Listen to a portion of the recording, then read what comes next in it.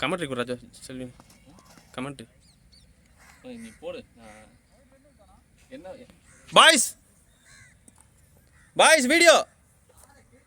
ஆட்டத்தின் முதல் பந்து ஜோசப் அவர்கள் களத்தில். காற்று வெளியிடை.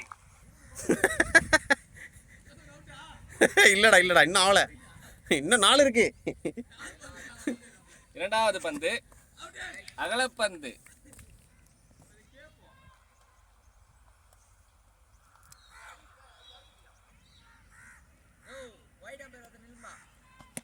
ஜோசப் அவர்கள் சாதுரியமாக விளையாடி டைவை போட்டு தன்